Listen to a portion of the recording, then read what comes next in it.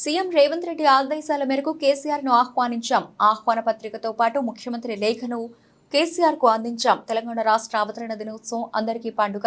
పెద్ద ఎత్తున వేడుకలు ఘనంగా నిర్వహిస్తున్నాం. మాజీ ముఖ్యమంత్రి ప్రతిపక్ష నేతగా కేసీఆర్ ను భాగస్వామ్యం కావాలని కోరాం. కేసీఆర్ సానుకూలంగా స్పందించారు.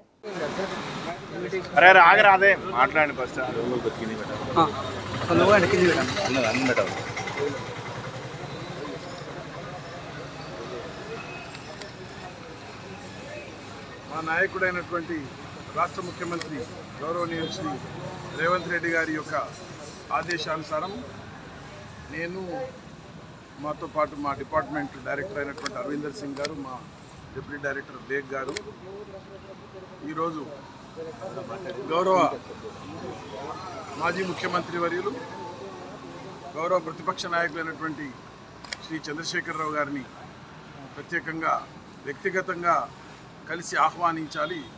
ఈ జూన్ 2వ తేదీ ఏదైతే మనం పండుగ వాతావరణం లోపల దశాబ్ది ఉత్సవాలను జరుపుకుంటా ఉన్నామో దాని సందర్భంగా వారిని వ్యక్తిగతంగా కలిసి గౌరవనీయులు రేవంత్ రెడ్డి గారు ముఖ్యమంత్రి గారి యొక్క లేఖ ఒకటి మరియు ఇన్విటేషన్ కార్డ్స్ మార్నింగ్ పొద్దున పరేడ్ గ్రౌండ్స్లో ఉండేటువంటి ప్రోగ్రాము, ఈవినింగ్ సాయంత్రం ట్యాంక్ బండ్ మీద జరిగేటువంటి కార్యక్రమాల లోపల వారిని భాగస్వామ్యం కావాలని ఒక సలహాదారు హోదా లోపల నేను మా డిపార్ట్మెంట్ డైరెక్టర్ గారిని మా ముఖ్యమంత్రి గారు చెప్పిన దరిమిలా ఈరోజు గౌరవ మాజీ ముఖ్యమంత్రి వర్యులు చంద్రశేఖరరావు గారిని కలిసి ముఖ్యమంత్రి గారి యొక్క సందేశం, ప్రత్యేకమైనటువంటి సందేశంతో పాటు వారు అందించినటువంటి లేఖను వారికి అందజేసి ఇన్విటేషన్ కూడా గౌరవ చంద్రశేఖరరావు గారికి అందజేయడం జరిగింది.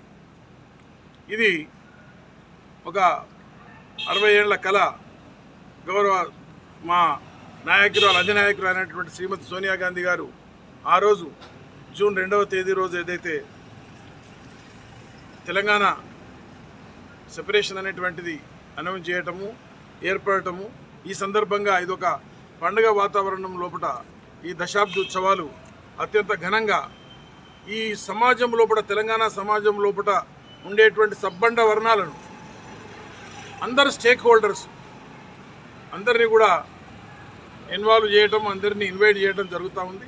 దాంట్లో భాగంగా తెలంగాణ గ్రాండ్ హుడ్ లోపల చంద్రశేఖరరావు గారి యొక్క రోల్ కూడా ఉంది అనేటువంటి దాంతో వారిని కూడా ప్రత్యేకంగా కలిసి ఇన్వైట్ చేసేటువంటి బాధ్యతను మాకు అప్పగించడం జరిగింది మా ముఖ్యమంత్రి గారు.